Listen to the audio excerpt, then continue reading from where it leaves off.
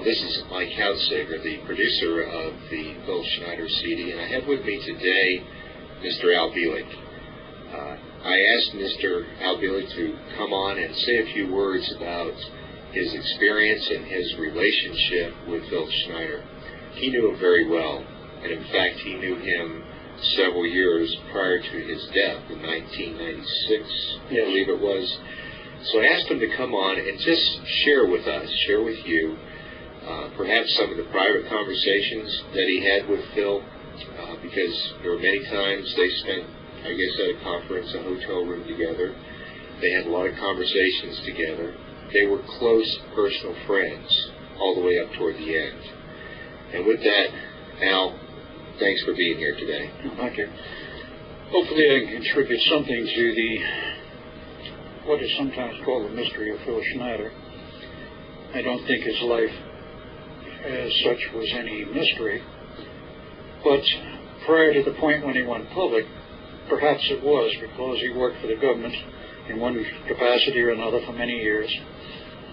He was both at the Skunk Works and what was called the Skunk Works in Burbank, California. He was at Edwards Air Force Base. He worked all over the country and eventually all over the world on underground bases.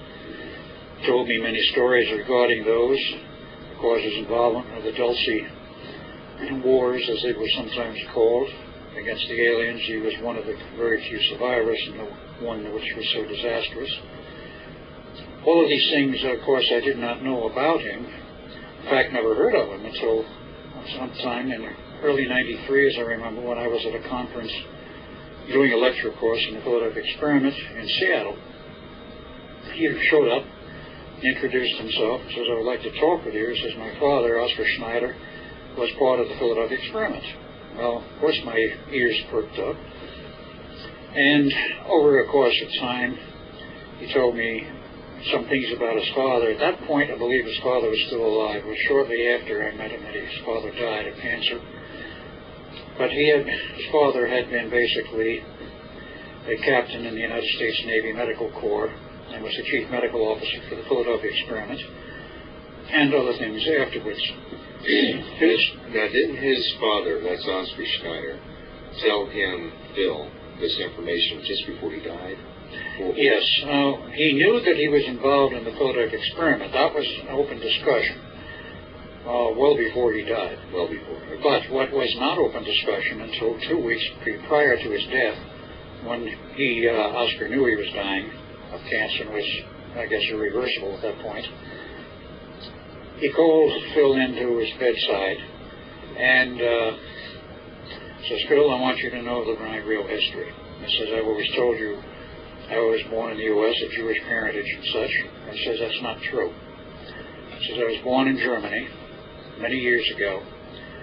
The exact date I don't recall. But during the period when Hitler was in power, was when Oscar grew up. He was a master machinist, and I'm quoting what Phil told me. His father was a master machinist at the age of 14, which was quite an accomplishment in Germany then, and eventually enlisted in the Navy and became a captain of a U-boat. According to what I was told, Oscar Schneider had something like 68 successful kills at a sinking English or French shipping during the early part of World War II, because the United States was not involved until after December 7, 1941. And he was captured at some point along the line by the French. He was taken in custody. He was held there in France late 39, early 40. Sometime in that period, I'm not quite sure of the dates, but it was in that period around early 1940. And some negotiations took place, and at some point, the Third Army of the United States was involved, when, of course, we had some troops over there. He was turned over to the American troops and brought back to the United States, and suddenly given the same rank in the United States Navy as he had in the German Navy, that of a captain. And, of course, he was a medical officer. Now, Phil asked the same question I did. If he was a U-boat captain and he comes to the United States Navy, how could he suddenly become a medical officer? Well, another statement you said, Al, I see as odd. Did he tell his son that he was Jewish? prior to the true story. He was not Jewish. So Phil thought he was Jewish. Yes. But he was really not. German. He was really German. Okay, so that was the cover. Right. He was actually born about 1905, if I remember correctly. And the official Navy record, which I have seen, says that he was born in 1905 in some little town called Cisco, California. Went through University of California, Berkeley for his pre-med. This is Phil? This is for Oscar Schneider. This is the official version I'm talking about for the Navy, which I have a copy of somewhere. And when he finished his pre-med, he went to Harvard for his medical, his internship, and joined the Navy and worked his way up through the ranks as a medical officer. That's the official version. The unofficial version and the facts are quite different. Now, how Phil Schneider, of course, had no choice but to accept the word of his father, but how Phil Schneider thought about this, I don't really know, except he questioned it just as much as I did. How could a man who had been in the German Navy for a number of years as a captain going around as a U-boat captain sinking Allied shipping suddenly become a medical doctor?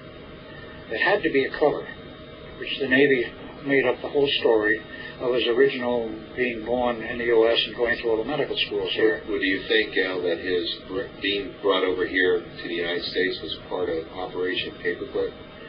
Oh, this is long before Paperclip. Paperclip is 1946. He was brought over to the United States sometime in, I believe, late 41. And did he say why he was brought over, or why he came over? To become part of the Philadelphia experiment was the information I have and the information which I believe Phil had. He was put into that immediately.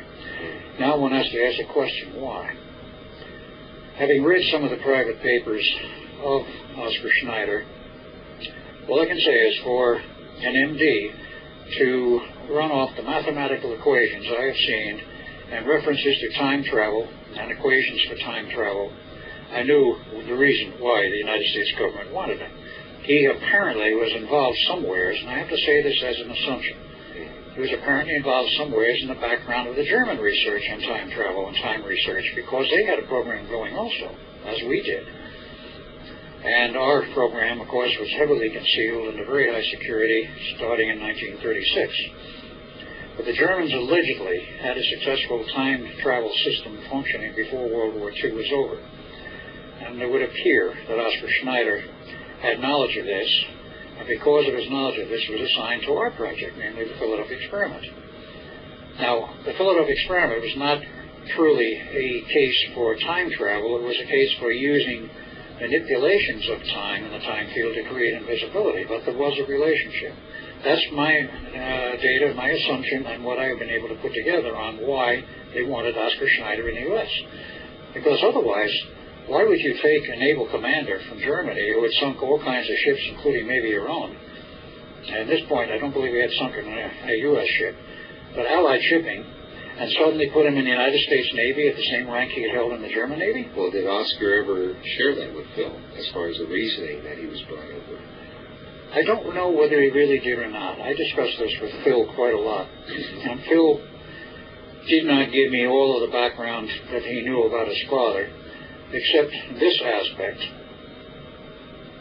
There might have been a connection between Oscar Schneider coming to the United States and my father. My real father, as Edward Cameron. My father was Alexander Duncan Cameron Sr., who was involved in government intelligence from the time he left the Navy in 1929 through the period of 46 when he was heavily involved in Operation Paperclip.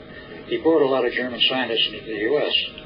I certainly don't know who they all were. Could he possibly have had a connection with Oscar Schneider? So I think it's possible. Okay, so in your conversations with Phil, did he say anything else about this, his dad and the Philadelphia experiment specifically to you? Did he say? The only other things that came out specifically was that Phil's father and my father were very close friends. Okay. And they used to go on fishing trips together out of Sarasota, Florida. This was, of course, after the war was over. But I can make an assumption here without really knowing the facts that they might have known each other before Oscar Schneider came to the U.S.